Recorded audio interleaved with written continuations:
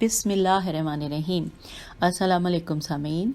काशान बसीरत का खूबसूरत YouTube channel और इंतहाई बेहतरीन किताब, इंतहाई मुस्तनद किताब जिसका नाम है इमाम जाफ़र सादिक़ अलैहिस्सलाम विलादत से शहादत तक। इस किताब को पढ़ रहे हैं हम और ये है पार्ट नंबर 31।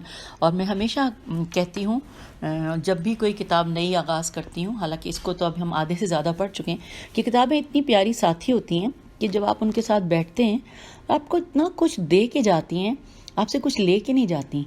और ये किताब भी हमने जब जैसे जैसे इसके एक एक वर्क को पढ़ते जा रहे हैं तो हमें इतना कुछ इल्म दे रही है कि हमें ऐसा लग रहा है जैसे कि हमने इसको पहले क्यों नहीं पढ़ लिया था। पहले पढ़ लेते तो सारा कुछ जान लेते, लेकिन कोई बात नहीं, अभी भी हम अल्लाह का शुक्र अदा करते हैं कि हम इस किताब को पढ़ रहे हैं और हम हैं पेज नंबर 431 पर। आइए अपनी अच्छी सी दोस्त किताब को पढ़ते हैं। इसमें हेडिंग है जो हम आज पढ़ने जा रहे हैं वो है इमाम जाफ़र सादिक़ अलैहिस्सलाम की सियासी ज़िंदगी। आइए जानते हैं कि इसके बारे में क्या तफसीलात आज हम जानेंगे। लिखा है लफ्ज़, और लफ्ज़ के बाद इन्वर्टेड कॉमा में एक वर्ड है अस-सियासत। अलिफ लाम सीन, सीन पे भी तशदीद है और फिर ये अलिफ और फिर सीन और फिर गोलता और ये सब, इन सब के ऊपर फ़तह है यानी ज़बर है। तो लफ्ज़ अस-सियासत का लग़वी माने तदब्बुर, अम्र व नही, अमूर की अंजामदही और उन मामलात की ज़िम्मेदारी संभालना है जिनमें रियाया की मसलहत होती है।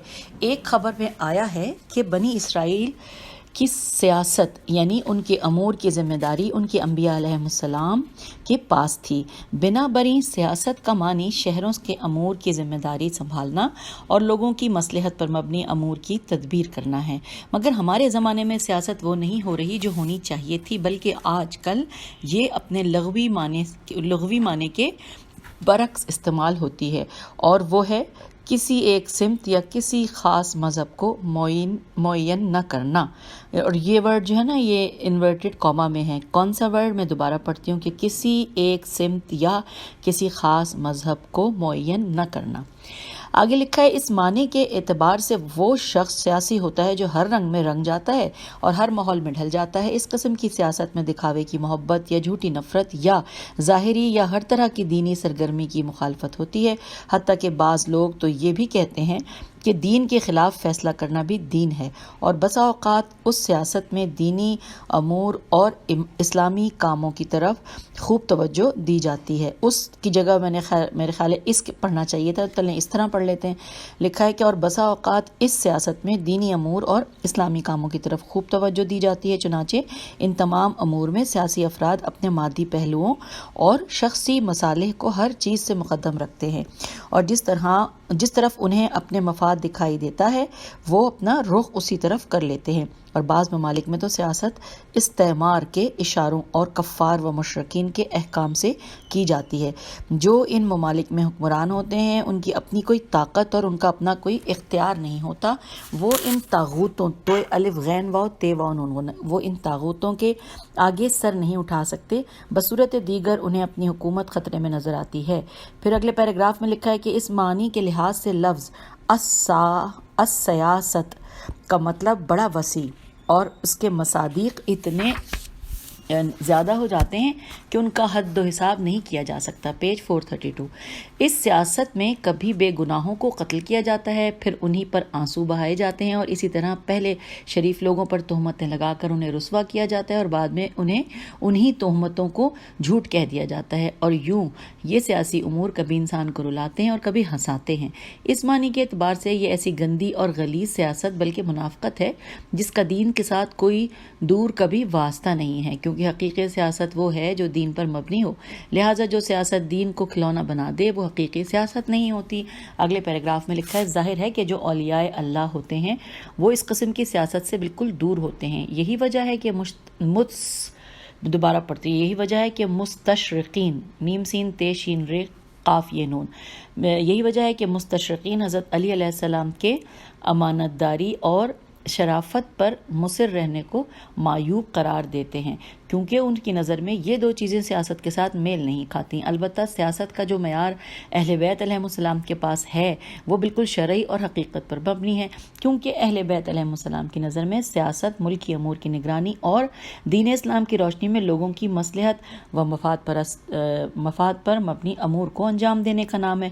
چنانچہ جب ائمہ علیہم السلام کے پاس قدرت و اختیار ہوگا تو وہ اسی قسم کی ہی سیاست انجام دیں گے، مگر جب صورتحال اس کے برعکس ہوگی تو اس سلسلے میں تکلیف شرعی اور حکم الہی بھی اس کے برعکس ہوگا، کیونکہ کسی انسان پر حکم اس صورت میں لاگو ہوتا ہے کہ جب اس میں اس حکم کی بجاوری کی قدرت موجود ہو، اور جب انسان اس فعل کی انجام دہی پر قادر نہ ہو تو اس پر وہ حکم لاگو بھی نہیں ہوتا۔ ہاں، بسا اوقات ایسا ہوتا ہے کہ انسان کے پاس وہ اختیار تو نہیں ہوتا جو ہونا چاہیے، مگر وہ کچھ اور ذرائع کو حق کی نصرت اور دین کی خدمت میں استعمال کرتا ہے۔ مثلاً اگر انسان کے پاس حکومت اور اس کا اعلیٰ منصب نہ بھی ہو، تب بھی وہ تعلیم و تربیت وغیرہ کے ذریعے سے عقائدی طاقت اور دینی ثقافت رکھنے والی ایک قوم تیار کر سکتا ہے، کیونکہ اگر انسان کے حکومت پر راج کرنے کی راہیں بند ہو جائیں تو قلوب و افکار پر حکومت کرنے کی راہیں تو ہمیشہ کھلی رہتی ہیں، اور تعلیم و تربیت کے ذریعے سے لوگوں کی سوچ کو بدلنا تو ممکن رہتا ہے، بالخصوص اس وقت کہ جب سیکھنے اور علم حاصل کرنے کی طرف راغب و شوق رکھنے والا معاشرہ انسان کے ہاتھ آ جائے، اور ایسی صورت میں مثبت نتائج ملنا یقینی ہوتے ہیں۔ پیج 433۔ حضرت امام جعفر صادق علیہ السلام نے بھی علوم اسلامیہ، احکام دینیہ، تعلیمات شرعیہ اور اخلاقی اقدار کی ترویج و اشاعت کے لیے یہی طریقہ کار اختیار کیا، اور یوں آپ علیہ السلام نے ایک اعلیٰ اقدار کی حامل نسل پروان چڑھائی اور لوگوں کے دلوں میں اصلاح و بہتری کا پودا لگا دیا، جو وقت آنے پر اپنی برکات ظاہر کرتا ہے۔ اگلی ہیڈنگ ہے جو کہ سب ہیڈنگ ہے، جس میں لکھا ہے امام علیہ السلام اور سیاست۔ آئیے جانتے ہیں۔ لکھا ہے جب حضرت امام جعفر صادق علیہ السلام نے ظاہراً منصب امامت و خلافت سنبھالا تو اس وقت کچھ حوادث و واقعات رونما ہوئے جنہیں آج کل کی زبان میں سیاست سے تعبیر کیا جاتا ہے، لیکن امام علیہ السلام نے تمام حوادث کا مقابلہ اس قدر حکمت و دانائی اور جرت و بہادری کے ساتھ کیا کہ وہ کیا کرتے تھے کہ عقلائے زمانہ حیرت زدہ رہ جاتے تھے۔ اس زمانے میں حضرت امام جعفر صادق علیہ السلام کو ان خونی فتنوں کا سامنا تھا جو انہوں نے امویوں کی ظالمانہ حکومت کا تختہ الٹنے کے لیے کھڑے کیے ہوئے تھے۔ وہ اپنی زبانی کلامی حمایت کرنے والے بعض الویوں این لام واو یہ واو نون غنہ کے جھوٹے وعدوں سے دھوکہ کھا چکے تھے۔ وہ چاہتے تھے کہ جس طرح انہوں نے دھوکہ کھایا ہے اسی طرح امام علیہ السلام بھی دھوکے کا شکار ہو جائیں اور ان کے جھوٹے وعدوں کے چکروں میں آ جائیں۔ ان کی خواہش تھی کہ امام علیہ السلام ان کی مدد و معاونت کریں اور نتائج کی پرواہ کیے بغیر ان کے خونی فتنوں میں ان کا بھرپور ساتھ دیں۔ بعض الویوں نے دوسرے لوگوں کے ساتھ مل کر اجلاس منعقد کرنا شروع کر دیے تھے اور حکمت و تدبیر کے تمام تر تقاضوں کو نظر انداز کر دیا تھا، اس لیے ان کے انقلاب ضروری شرط سے خالی تھے، اور ایسا لگتا تھا کہ وہ اس بات سے بالکل جاہل تھے کہ ایک چلتے ہوئے نظام کو بدلنا کوئی آسان کام نہیں ہے، بالخصوص اس صورت میں کہ جب وہ نظام پوری زمین کے نصف حصے پر چل رہا ہو، اس کے امکانات وسیع ہوں اور اس کی اقدار اس کے ہر کنارے تک پھیلی ہوئی ہوں۔ جس نظام میں سروں کو کاٹا جاتا ہو، ہڈیوں کو پیسا جاتا ہو، روحوں کو نکالا جاتا ہو اور پیج 434 اور ہر طرح کی عزت و کرامت کو بے توقیری میں بدلا جاتا ہو، اور جس کی سرکشی اور موزوری کے آگے کوئی چیز بھی نہ رک سکتی ہو۔ اگلے پیراگراف میں لکھا ہے، ایسا لگتا تھا کہ وہ اس بات سے بالکل ہی بے خبر تھے کہ کسی کے آگے جانے پیش کرنا کوئی آسان کام نہیں ہے، کیونکہ جان کی محبت تو آخری دم تک انسان کے ساتھ ساتھ رہتی ہے۔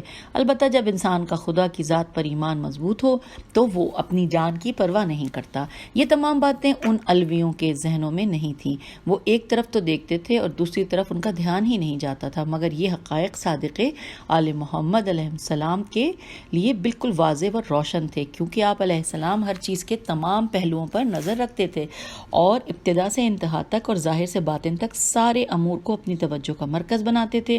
مزید برآں آپ علیہ السلام کے اسلاف و بزرگان کی مظلومیت اور لوگوں کے ان کو اپنی خیانت کا نشانہ بنانے کی تاریخ بھی آپ علیہ السلام کے سامنے تھی۔ آپ علیہ السلام کے جد اکبر امیر المومنین حضرت علی علیہ السلام کے ساتھ زیادتی و خیانت کی گئی تھی۔ پھر لوگوں نے آپ علیہ السلام کے جد بزرگوار امام حسین علیہ السلام کے بھائی حضرت امام حسن علیہ السلام کو اپنے ظلم و ناانصافی کا نشانہ بنایا۔ پھر خود امام علیہ السلام سے جو ظلم و بددیانتی کی گئی اسے جان کر روح انسانیت تڑپ کر رہ جاتی ہے۔ اگلے پیراگراف میں لکھا ہے کہ آن جناب کے بعد حضرت امام علی زین العابدین اور حضرت امام محمد باقر علیہ السلام کی مظلومیت بھی ابھی اپنی انتہا کو پہنچی ہوئی تھی۔ امام جعفر صادق علیہ السلام نے ان دونوں بزرگواروں کا زمانہ اپنی آنکھوں سے دیکھا تھا، اور یہ دونوں امام کربلا جیسے عظیم واقعے کے عینی شاہد تھے، اور لامحالہ آپ علیہ السلام نے ان دونوں ہستیوں سے اس خون آشام اور جانکاہ واقعے کی دل دہلانے والی داستانیں بھی سنی ہوں گی۔ بنابراین جب ایک انسان تاریخ کی اتنی زیادہ بصیرت رکھتا ہو اور اس کے تمام حقائق اس کے سامنے کھلی ہوئی کتاب کی مثل ہوں، اور اس سے بڑھ کر یہ کہ وہ علم امامت اور مواریث انبیاء کا وارث بھی ہو، تو وہ کیوں کر ایسے لوگوں کے دھوکے میں آ سکتا ہے؟ ان حوادث کے آغاز نے ہی امام علیہ السلام کی فکر میں غم و پریشانی پیدا کر دی تھی۔ ان کی ابتدا بے سمجھی سے ہوئی تھی اور ان کا خاتمہ غیر مثبت بلکہ پریشان کن نتائج پر ہوا تھا۔ پیج 435۔ کیونکہ جو ان فتنوں اور حوادث کے سرکردہ افراد تھے وہ امام جعفر صادق علیہ السلام کی امامت کے معتقد شیعی خط کو اپنا مرکز بنائے ہوئے تھے اور اپنے دلوں میں ظاہری طور پر دین کی کافی تڑپ دکھا رہے تھے، اور اس صورت میں ظاہر ہے کہ وہ امام علیہ السلام کو گمنامی، نماز و ذکر خدا اور آثار ائمہ میں غور و فکر کر کے معاشرے کی اصلاح کو ایسی حکومت پر ترجیح دینے والا سمجھتے تھے۔ اگلے پیراگراف میں لکھا ہے کہ حیف ہے کہ وہ علوی کہلانے کے باوجود بھی امام علیہ السلام کے بارے میں اس قدر بدگمانی سے کام لیتے تھے، اپنے اہداف کو پانے کے لیے اور حکومت کو حاصل کرنے کے لیے اپنی ایک خاص راہ پر لگے ہوئے تھے، اور امام علیہ السلام کی حکمت عملی کو بے معنی سمجھے ہوئے تھے۔ اس کے بعد لکھا ہے وما یتذکر الا اولو الالباب۔ اب ہم امام علیہ السلام کی سیاست سے متعلقہ بعض روایات کو اپنے قارئین کی نظر کرتے ہیں۔ آئیے سامعین ہم جانتے ہیں، اور یہ بھی میں کہہ دوں کہ ہم آگے پڑھنے جب شروع کرتے ہیں، کیونکہ ہمیں کتاب کو پڑھتے تقریباً 10 سے 12 منٹ ہو گئے، اگر آپ کا دل چاہے تو آپ ریکارڈنگ کو روکیے، ایک کپ چائے بنائیے اور ساتھ ساتھ چائے پیتے جائیں آپ لوگ، اور پھر کتاب کا مطالعہ ساتھ ساتھ میرے کرتے جائیں۔ چلیں جی، اب آپ لوگ آ گئے ہیں چائے لے کے، چلیں ہم آگے چلتے ہیں۔ لکھا ہے کہ یہ سعد بن قاسم کہتے ہیں میں نے سنا امام جعفر صادق علیہ السلام یہ ارشاد فرما رہے تھے، کیا انورٹڈ کاما میں کہ خدا سے ڈرو اور اپنی جانوں کا خیال رکھو کہ کہیں دوزخ میں نہ چلے جاؤ، کیونکہ اس کا خیال رکھنے کے زیادہ حقدار تم ہی ہو۔ اگر تم سے کسی کی 2 جانیں ہوتی اور وہ ان میں سے ایک کے ذریعے سے تجربہ کرنا چاہتا اور دوسری کو توبہ میں لگانا چاہتا تو وہ ایسا کر سکتا تھا، لیکن مسئلہ یہ ہے کہ جان تو صرف ایک ہی ہوتی ہے، اور جب یہ چلی جاتی ہے تو توبہ کا موقع بھی ہاتھ سے نکل جاتا ہے۔ اگر ہماری جانب سے کوئی تمہیں فساد انگیزی میں ہماری رضا کی طرف بلائے تو ہم پہلے ہی سے قسم کھا کر تمہیں بتاتے ہیں کہ ہم اس سے راضی نہیں ہیں۔ آج جب وہ اکیلا ہے تو ہماری اطاعت نہیں کرتا، پھر جب پرچم اور جھنڈے بلند ہو جائیں گے تب وہ ہماری اطاعت کیسے کرے گا؟ اب یہ حوالہ ہے علل الشرائع صفحہ نمبر 577۔ آگے لکھا ہے حارث بن حسیرہ ہے سواد یہ رے ہے حسیرہ ازدی حارث بن حسیرہ ازدی کہتے ہیں اہل کوفہ میں سے ایک شخص نے خراسان آ کر لوگوں کو امام جعفر صادق علیہ السلام کی ولایت کی طرف بلایا تو وہ 3 حصوں میں تقسیم ہو گئے۔ ایک حصے نے اس کی بات قبول کر لی اور اس کی اطاعت کرنے لگا، دوسرے حصے نے کھلم کھلا اس کا انکار کر دیا، اور تیسرا حصہ ڈر کر رک گیا، اور نہ تو اس نے اس کی بات کو مانا اور نہ ہی ظاہری طور پر اس کا انکار کیا۔ پیج 436۔ جب صورتحال یہ ہو گئی تو ان تینوں فرقوں میں سے ایک شخص اٹھا اور وہ تینوں امام جعفر صادق علیہ السلام کے پاس آ گئے۔ ان میں سے تیسرے حصے یعنی کہ نہ ماننے والوں اور نہ انکار کرنے والوں کا نمائندہ سامنے آیا۔ اس واقعے سے قبل اس نے ایک شخص کی لونڈی کے ساتھ اپنا منہ کالا کیا ہوا تھا۔ امام علیہ السلام کو مخاطب کر کے وہ کہنے لگا خدا آپ علیہ السلام کا بھلا کرے، اہل کوفہ میں سے ایک شخص ہمارے پاس آیا ہے اور اس نے ہمیں آپ علیہ السلام کی ولایت کی دعوت دی، تو لوگ 3 حصوں میں بٹ گئے ہیں۔ ایک حصے نے اس کی بات مان لی، ایک نے رد کر دی اور ایک حصہ ڈر گیا اور اس نے اسے کوئی جواب جواب نہیں دیا۔ امام علیہ السلام نے اس سے دریافت کیا کہ ان 3 میں سے تمہارا تعلق کس جماعت کے ساتھ ہے؟ اس نے کہا میرا تعلق اسی ڈر جانے والی اور توقف کرنے والی گروہ کے ساتھ ہے۔ امام علیہ السلام نے فرمایا فلاں رات تمہارا تقوی اور ڈر کہاں تھا؟ یہ سن کر وہ شخص شک میں پڑ گیا اور کچھ کہہ نہ سکا۔ آگے لکھا ہے کہ عبدالحمید بن ابی دیلم کہتے ہیں کہ میں حضرت امام جعفر صادق علیہ السلام کے پاس موجود تھا کہ آپ علیہ السلام کو عبدالسلام بن عبد الرحمن بن نعیم، فیض بن مختار اور سلیمان بن خالد کا خط موصول ہوا۔ اس میں درج تھا کہ کوفے میں غارت گری کو نہیں روکا جا سکتا اور اگر آپ ہمیں اس کی حکومت پر قبضہ جمانے کا حکم دے دیں تو ہم ایسا کر لیں گے۔ امام علیہ السلام نے ان کا خط پڑھا تو پڑھ کر پھینک دیا، پھر فرمایا کہ میں ان لوگوں کا امام نہیں ہوں، جان لو کہ ان کا پیشوا سفیانی ہے۔ اور یہ حوالہ ہے کتاب رجال کشی جلد نمبر 2 صفحہ نمبر 241۔ اور اب آئیے ہم اگلی ہیڈنگ پڑھنے جا رہے ہیں۔ ہیڈنگ ہے حضرت امام جعفر صادق علیہ السلام اور معاصر حکومتیں، نیم عین الف صاد ر، معاصر حکومتیں۔ لکھا ہے کہ ہمارا وقت اس سے زیادہ قیمتی ہے کہ ہم اسے ان باتوں کے بیان کرنے میں صرف کر دیں کہ جن کے ذکر کرنے سے قلم عاجز اور جن کے پڑھنے سے ہر باضمیر انسان کا دل بے چین ہو جاتا ہے، لیکن اس کتاب کا اسلوب اس بات کا تقاضا کرتا ہے کہ ہم امام جعفر صادق علیہ السلام کے معاصر حکمرانوں کا ذکر کریں جن کی طرف سے امام علی مقام علیہ السلام کو طرح طرح کی اذیتوں کا سامنا کرنا پڑا۔ پیج 437۔ قارئین کرام، 10 سالوں سے ہم بھی دیکھتے چلے آ رہے ہیں کہ گمراہ اور منحرف حکومتیں ان اسلامی گروہوں کا کیا حشر کرتی ہیں کہ جو فکری یا عقائدی طور پر ان کے ساتھ نہیں ہوتے یا سیاسی طور پر ان کی مدد و نصرت کرتے ہیں۔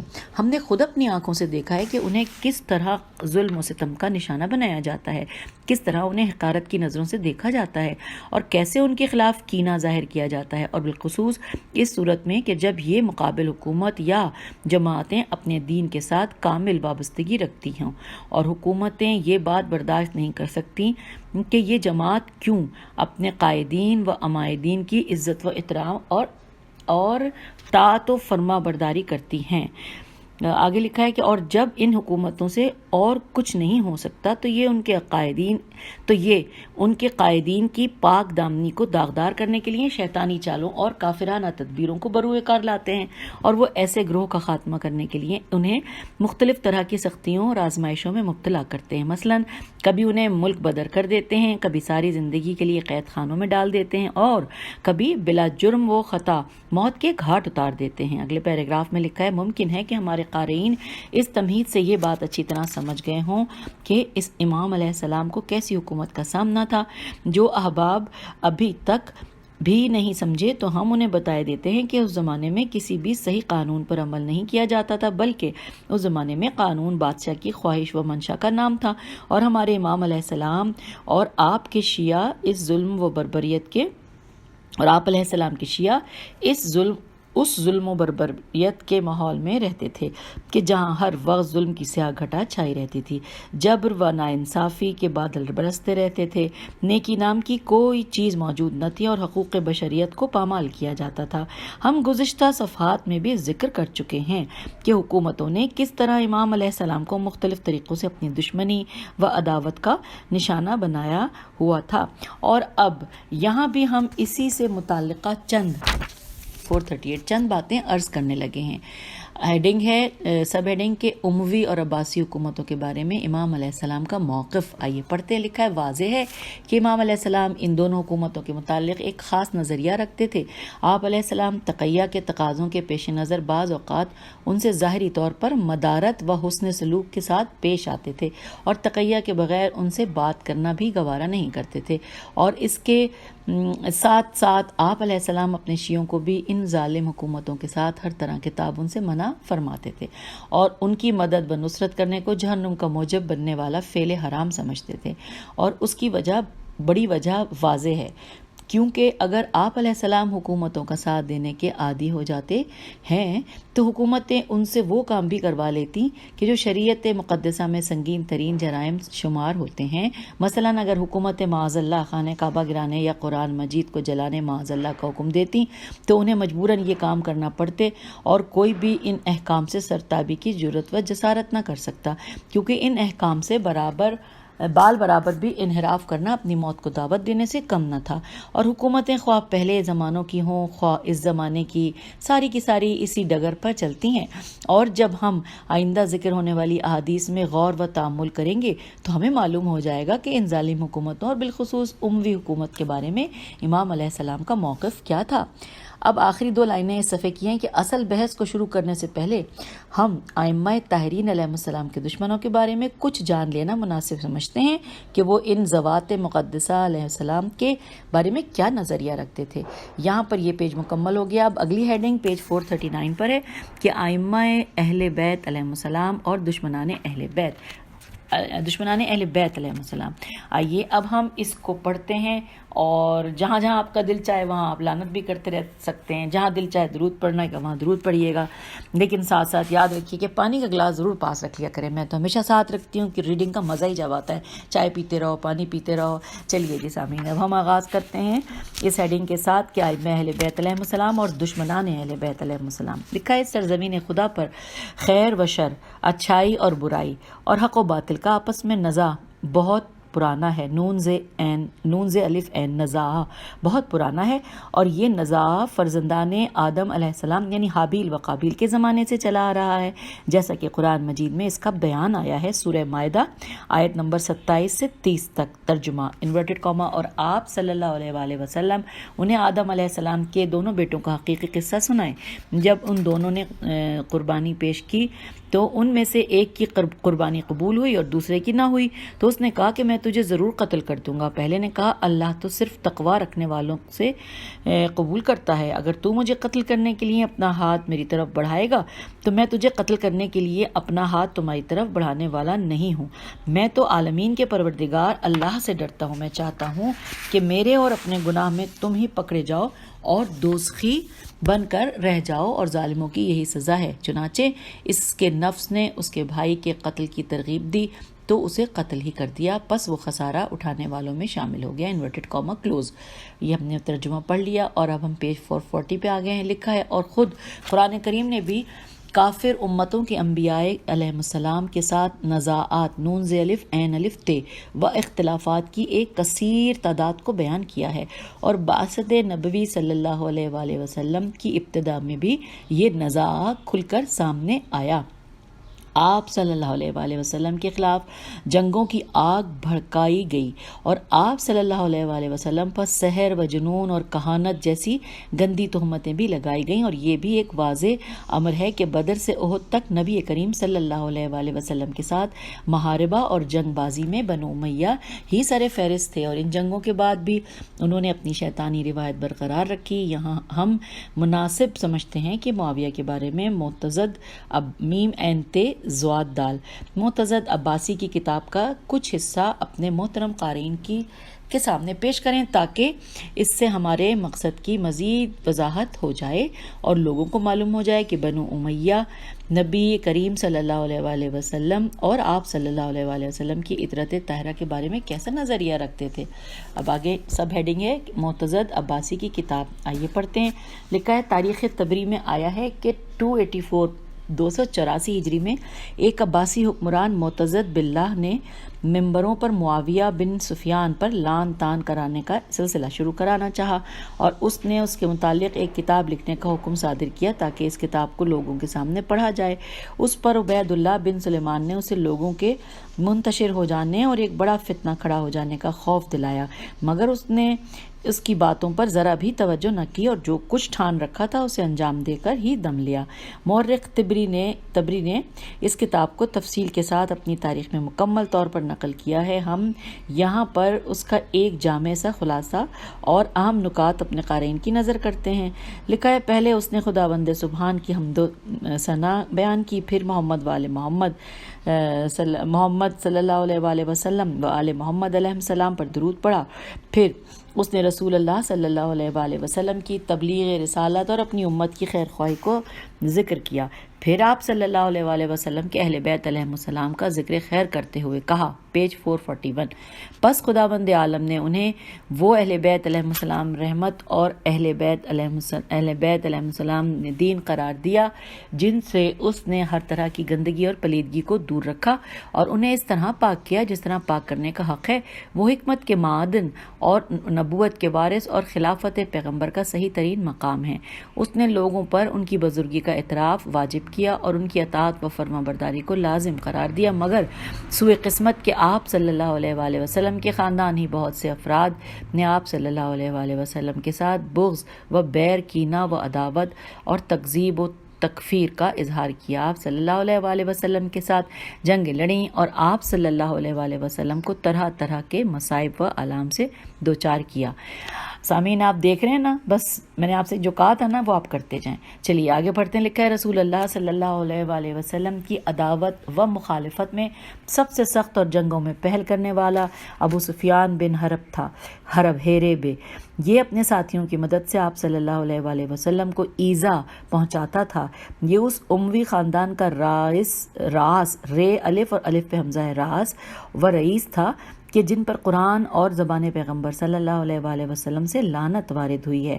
چنانچہ خداوند عالم نے ان کے دلوں میں چھپی ہوئی اسلام دشمنی کی وجہ سے قرآن میں چند ایک مقامات پر ان پر لعنت کی اور نبی کریم صلی اللہ علیہ وآلہ وسلم نے بھی بعض مقامات پر ان پر لعنت کی۔ سامعین آپ بھی لعنت کر لیجئے۔ آئیے آگے چلتے ہیں۔ پس آپ صلی اللہ علیہ وآلہ وسلم نے ان کے شیطانی مکر و فریب کا ڈٹ کر مقابلہ کیا اور اپنی ضرب حق کے ذریعے اسے مغلوب اور مقہور کیا۔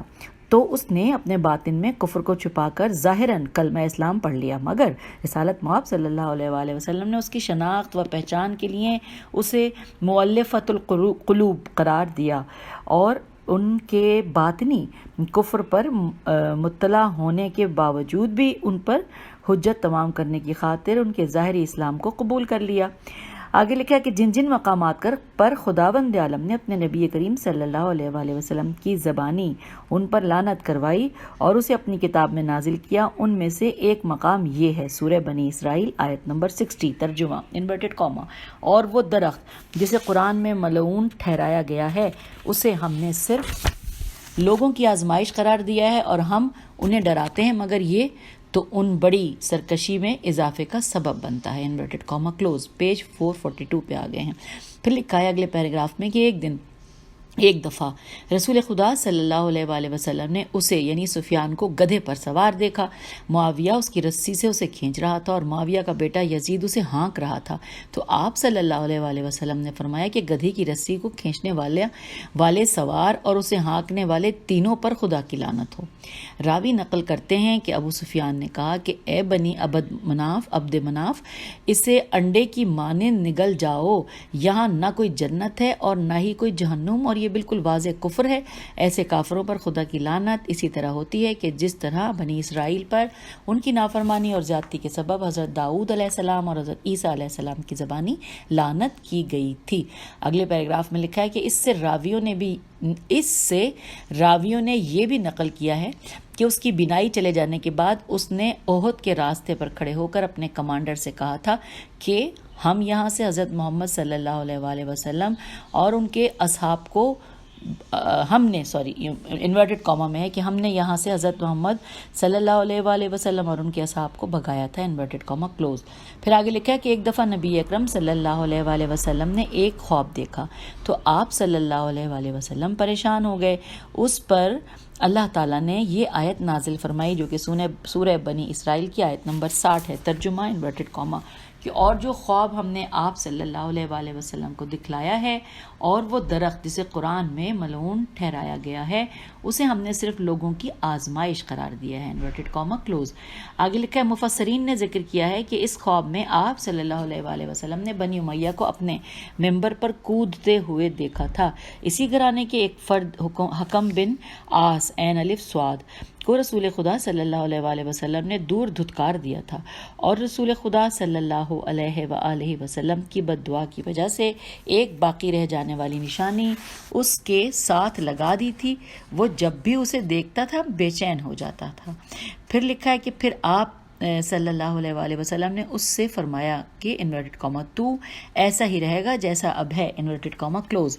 اب ہم آ گئے ہیں پیج 443 پر۔ ہاں جی، تو ہم نے کیا کہا کہ رسول اللہ نے کہا تو ایسا ہی رہے گا جیسا اب ہے، تو پھر وہ ساری زندگی اسی حالت میں رہا۔ تو اچھا جی، اسی اموی خاندان کی حکومت کی مذمت میں خدا بند عالم نے سورہ قدر کی یہ آیت نازل فرمائی، آیت نمبر 3، کہ لیلۃ القدر خیر من الف شہر۔